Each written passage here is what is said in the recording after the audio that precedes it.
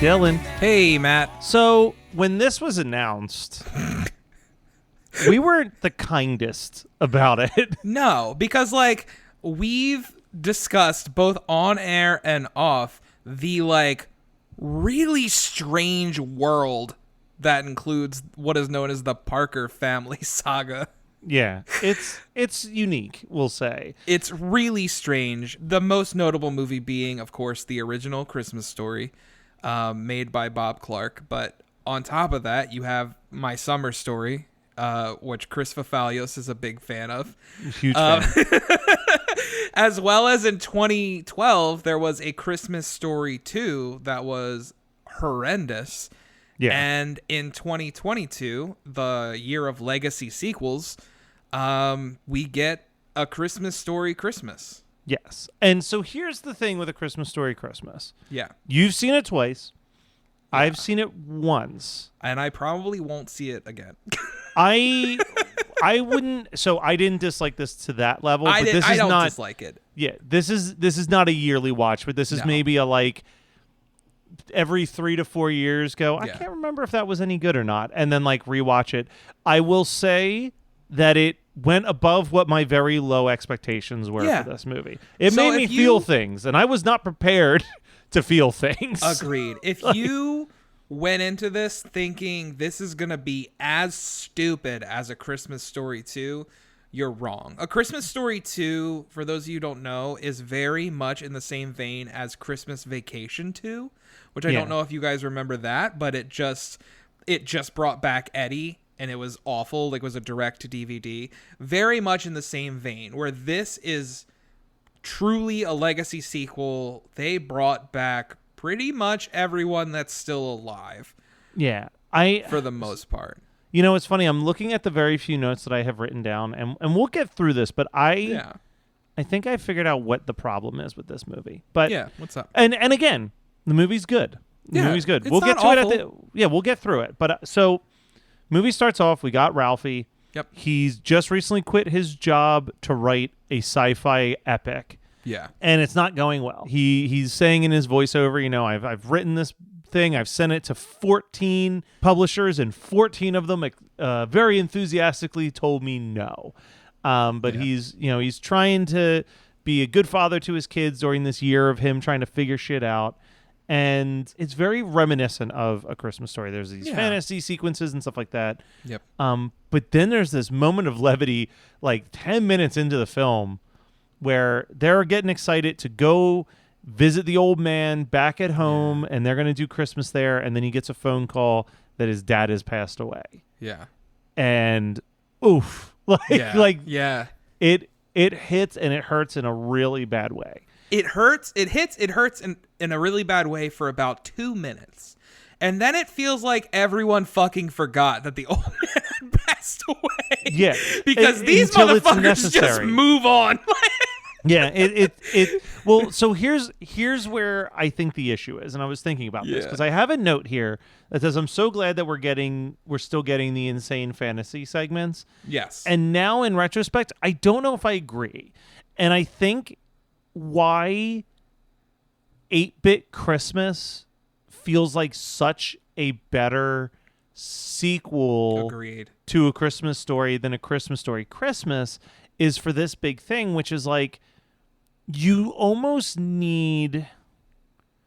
I'm aware that it's an adult telling a story of his childhood. Yes. Removing that, you're still seeing eyes through a child's eyes. You're existing in their fantasies, their lack of understanding of the world. The original Christmas Story. Yeah. It is. Well, that's what I'm saying. Him telling the story as he was as a kid. Exactly. So there's those embellishments, there's those exaggerations, and the fantasies are a child's perspective of the world. Yep.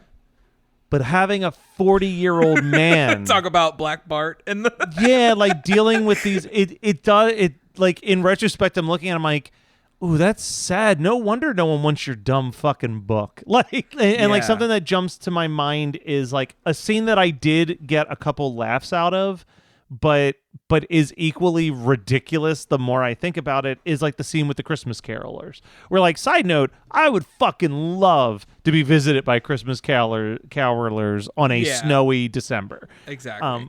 But like they're like ducking under the couches trying to avoid being seen, and then his wife is like, I was a caroler. And I did laugh at this line where the mom goes, how could you? How could you? Rewatching it yesterday, there is just so much weirdness. I know that the mother's husband just passed away, but she kind of acts like a nutcase. She acts like an alcoholic almost. I was gonna say she almost acts more like. I feel like so much of this movie would work more if the dad had passed away a couple years ago. Yeah. You know what I mean? Like, it's been a few years. She's getting stir crazy from being alone, but like, you know, it's, and that, again, that was something beautiful with the spoiler for 8-Bit Christmas, but in that final scene of 8-Bit Christmas, it's been a few years. Yep. And it's you know, the family still obviously misses the dad, and you could still get a lot of those emotional beats, like him sitting down in the chair at the end of the movie to like read the newspaper article that he wrote, like, is beautiful. I don't think this is a bad movie. No. I think that this is a good movie that could have been great if tweaked just slightly, because it does feel like it's like it can't figure out its tone quite right, because there are parts that are hilarious to me. Yes. Like the fantasy sequence that I could buy, the fantasy sequence that I'm A-okay with, the Black Bart scene, I did laugh at, like, you seeing the string pulling the tumbleweed across and everything. Like, there are funny things in there, but it's kind of ridiculous for this grown man to be thinking that. When he has the prison fantasy, I'm like, this at least makes sense. It's his anxiety of what's going on. Yep. Him throwing that snowball right into that little girl's face. Oh my God. He wrecked her. But then the prison fantasy where she's got like a wonky eye that's just like completely destroyed, like, that shit's really funny, and that ties to, like, you could pull that from like actual parent fear of like fucking up their kid or like doing something that like their kids never forgive you for, and like there's something that can be pulled from there way more than like a weird Western fantasy that you would have had when you were 6. Like, I think that the more that it tries to be like, see, it's exactly like the Christmas Story. It's like, no, like, don't be exactly like the Christmas Story. Because then again, even like the Scott Farkus stuff, I think the Scott Farkus scene is handled so fucking well. Yeah. Where you're like, oh my God, Scott's a police officer. He's probably a piece of shit now. And like, Ralph is in some serious fucking trouble, and then him being like, hey man, when you stood up to me, you really opened my eyes to how much of a dick I've been. Like, it's a really beautiful, like, that's a great moment to put in after 30 years, or 40 years. It is. Like, hey. And I wanted more moments like that. Yeah. I wanted, not that I wanted more, this sounds kind of morbid, but I almost wanted more of a focus on the old man passing away. Yeah. Like, if you're going to have him pass away now, you've got to deal with it. Where I feel like they showed up, he passed away, the mother's like, hey, we're not going to let this ruin our Christmas, and then we just move on until the end when Ralphie finally sits down and writes the obituary. Like, I mean, that's the only thing is, like, you get the obituary, which is why he needed to die. Yeah. And it couldn't have been a couple years ago, but like, outside of that, it's like, it's just so fucking weird. Like, it's so weird. It almost would work more if it's like, the old man died 5 or 6 years ago, and even though we used to come up here every year for Christmas, I just couldn't bring myself to go after he died. But like, something's happened with the mom where she can't come to them this year, so he has to, after all these years of running away from those ghosts. Like, what's up with the Randy shit? Yeah, like, he calls fucking Randy, and he's like, well, it's just hard to get down there. Well, mom's not doing too well. Oh, really? Well, that's what's gonna get you down here? Yeah, your not your fucking dead dad? father just died like a day ago. Which, like, you're not gonna come to the fucking funeral? Like, what is? Yeah, there's what so the many hell? questions. There's so many questions that literally, like, the tiniest little tweaks of it being a couple years ago, where it's like Randy's that, because that happens, right? Like, that absolutely happens where like someone that's super important in your life passes away, and it's fucking sad. Yeah. But like 5 or 6 years later, Like, you go past those days where you're like, Yep. shit, I forgot that this would have been so-and-so's birthday. Or shit, I forgot about like this. Like you and just... he could have still wrote that story, like by reminiscing at the house on those different things. And Yeah, like, I mean, just wrote being it, a and the newspaper wife, article is like so unnecessary. Yeah. You know what I mean? Like it could have been there's that's what I mean. The basic framework of the movie just needs to be tweaked because the beats work for me for the most part. The emotional hits absolutely work. And that's why I'm like, this isn't like a never ever going to watch again, because the things that work I want more of, and I will come back for it. Hi friends, the world got you down. Don't be sad. Listen to $2 Late Fee with Zach and Dustin. $2 Late Fee is the podcast that celebrates the best decade of entertainment, the 1980s. We pick a movie and soundtrack from our youth that we loved and see if it holds up today. We also interview your favorite celebrities from that era. All in the spirit of positivity and togetherness. Check us out at $2latefee.com. The things that are not that don't work are glaring the more you think about it. That was like the second watch is where I was like, what's up? Like, what's with the Randy? Like, your dad just died. Why are you not already there? Like, how are you not there already? And like, I do have an issue with like the parts that are like, hey, remember A Christmas Story? Like, remember when we did this?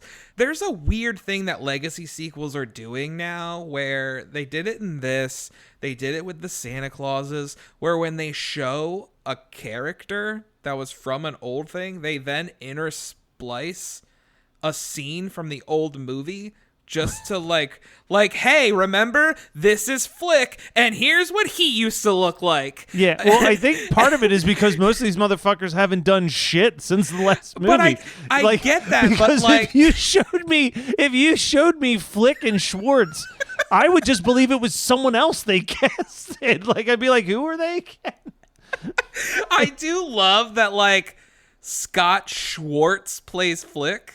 And somebody else JD Schwartz. Robb plays RD Robb plays Schwartz. Yeah. How that worked out, I will never understand. But like, it's so, and they did the same thing in the Santa Clauses, where it's like, here is a clip of this person in case you didn't remember. To which I don't know, man. Look, we already went over this because the idea of him even going back to the little girl's house is the most insane fucking thing I've already ranted about that. Like, this is the first year she's not on the list to deliver. She's like 38. It's just it's so weird to me that, like, maybe it's just me, but if I'm watching a legacy sequel or something like that, I've probably watched the last one. Well, Dylan, let me ask you a question because I know it's your favorite Christmas property. Yeah. You know, we got the trailer for Scream 6 and, you know, You're like, such a dick. I do love that it's like, all right, we're doing what you should be doing. Like, Moving you forward. use the legacy characters to introduce the new characters, and then you get those legacy characters the fuck out of my movie. Yeah. and let these new characters actually walk and breathe. If they do another Christmas Story, they didn't give us any new characters to give a shit about. But like, it kind of goes back to what Kevin Smith had said about Beetlejuice 2. Yeah, like, didn't we say all we... Yeah, he's like, didn't we say all we needed to with the first one? Must we go tropical? Like, yeah, it really is, though. It's like, what more... I think that's why 8-Bit Christmas works. It's just other characters. Story. It's a different story. I'm not tied to this history of what the Christmas Story was. And I rewatched 8-Bit Christmas this year, and guess what? It still fucking works, and it still I'm gonna watch holds it up, tonight. and it's still... Dude, I had it on in the background, and I was editing, and I still looked up at the TV in the last 5 minutes and just started fucking crying because it's such a beautifully done emotional thing.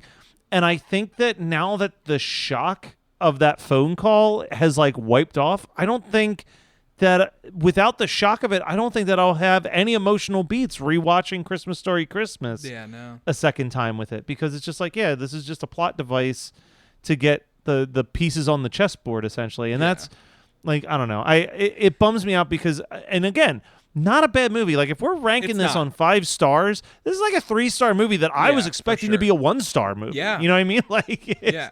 I just feel like the funny bits, like they work isolated. but they don't. Because if, Yeah, if you sit there break and you're the like, logic. okay, like they're doing this whole like sledding bit. Perfectly fine. Like cool. Again, the guy that you were closest to growing up who threw these amazing Christmases just fucking died. And you're like I don't know, maybe it's just cuz I'm like this super emotional person that probably would not be able to just throw Christmas and pretend nothing happened, but I don't know. I feel like this movie did not know what story it wanted to tell. I don't think it knew what tone it wanted to go with. And again, just like you're saying, it's not awful. It's not bad. It's really weird. Now that we've had this conversation, I really am just like, man, if all you had to do was just move it 5 years after the dad's death, and every issue that I have with it would fit in my brain so much more. Also, Be this like, movie all right, cool. definitely takes place in 73. These people were drinking all the fucking time. All time, nonstop. Dear Lord. All These right. people were at the bar every 20 minutes. All right. Well, that was A Christmas Story Christmas. I guess It so. was fine. It was You know all right. what? But It's a thing. I think even when I watched it the first time, I texted you and I was like, it exists. It's not like I'm not offended by it. Like I'm not like fuck this, but it's a thing. And kind of like you said, I'll revisit it. It's not going to be. But it's not every year. No, it's not every year. Unlike everyone who gets up in arms about sequels and remakes, it doesn't taint my enjoyment of the original. I'll still put it on while I'm going to sleep this year for Christmas. It doesn't change anything. It's just a thing. It's not bad. It's not great. It exists. It's just there. Yep. Yeah, it's just So. there. Well, Dylan, I think we're done with all of the new Christmas properties. There might be one more in the next week or so, Yeah. but we'll see. We'll see if you watch it. If you if I'll you watch end up it, watching it just for I got my notes. because I know you've got to talk. You want to talk about it. I know you want to talk about it. I will watch it just for you. I've got a couple days coming up where I got look. nothing All going I'm gonna on. say. All I'm going to say, and listeners, you'll know what the hell I'm talking about by this next sentence. I watched Christmas Story Christmas and this dumb Lindsay Lohan Netflix shit, and I'm looking at my notes, and I can remember every fucking beat of this Lindsay Lohan movie notes way more than I could remember anything that was happening in A Christmas Story Christmas. Does that mean this was better than A Christmas Story Christmas? I'm not saying that. I think I'm not that's going to say what- that. But this is like what Christmas like. All I'll say is that the Lindsay Lohan movie, you'll get around to watching it, is it fixes everything I disliked about the Freddie Prinze Christmas movie that we watched, which is that like it understands what I want in a Netflix Christmas rom-com, which is just like, give me a stupid plot that I can just like throw a blanket on and lay down on the couch and be like, that was fine. I'll watch it. It's on deck. And I think you kind of summed up my exact feelings for A Christmas Story Christmas and kind of what I texted you yesterday as I was rewatching it. I literally texted you and said, I'm glad I'm rewatching this because I don't remember shit about this movie. And when we started recording, I again don't remember. Like I have to pull up. I've got Wiki pulled up just so I can follow along because I don't. It's just not memorable. It has very little of an impact. I will say, and props. it's not what we said about the first Christmas Story all the time, which is like the first Christmas Story is just sketch comedy. Yep. It's individual sketches Yep. that have a very thin plot tying it together. Yeah. This has way too much of a plot tying it together. We do need to mention there is a very sweet moment that also kind of doesn't make sense the more you think about it, but Which one? whatever, which is that all the gifts go missing. Ralphie's Yeah. trying to figure out how to fix Christmas, and then when they wake up in the morning, there's all these gifts under the tree because the old man bought them a bunch of Christmas gifts and the mom happened to find them. Yeah, she and went I'm like, downstairs because the fuse blew or something. the fuse blew or something like that. But as much as that, like logically, it's just like, okay, so she he just had gifts hidden, and she never knew where the hiding spot Yeah. was, and it And he didn't say like, "Hey, babe, there's gifts downstairs." Yeah, I like, wrapped like these who are you gifts and they're hiding them from? downstairs. Like, also, like, did they talk about how he died? no, it's never been brought Because up. if it was, unless it was sudden, I'm sure he would have been like, "Hey, there's gifts downstairs." Yeah. Like, like if he's on his if he's like super sick. Yeah, that's true. I'm gonna just assume unexpected heart attack, but Yeah. but still, it's just like Oh, there's gifts downstairs. it's like he hid them so well that no one has found them except Yeah. that they were hidden kind of by the fuse box. Like, Yeah, and there's just some stupid but it's a sweet there's- moment. It's that like is a sweet like moment. shut off our brains. I It's a can beautiful get past moment. It's a that sweet more moment. than I can get past the casserole stupid shit. What the fuck? What the yeah, fuck did that have to do with anything? What are you talking about? The mother loved the turkey in the first one. Like she Yeah. so much so that she's like, don't fucking touch it. You're gonna get worms. Like Yeah. like I Yeah, don't understand there's just weird logical like bits that they threw in this that just don't make sense. I think we can both agree. Love Christmas Story. Well, I tolerate. You Christmas tolerate Story. it. I love Christmas Story. I don't know if I love the movie as much as I like it being on. If that That's makes pretty sense. much where Like- I'm at. It's not a movie that I will ever like. I have it on DVD. I have Yeah. never been like, "Ooh, gotta pop this in." Nope. Christmas Eve, when I can't fall asleep and I move It's on, myself yeah. out to the couch, I'll put it on and I'll be probably screwing around on my phone or playing a game or something like that. And just while drifting it's in on. and out. Yeah. Exactly. I would say you can watch this if you really want to, but if you haven't watched 8-Bit Christmas, watch that instead. Watch that instead. All right. Well, right. Dylan, there's only one other thing left to say, and that is Merry Christmas Story Christmas. Merry Christmas Story Christmas. Oh, whoa, oh, now we won't stop till the big ball drops on New Year's. Happy holiday, have a great, great, great holiday, have a merry, merry, merry, merry, happy holiday.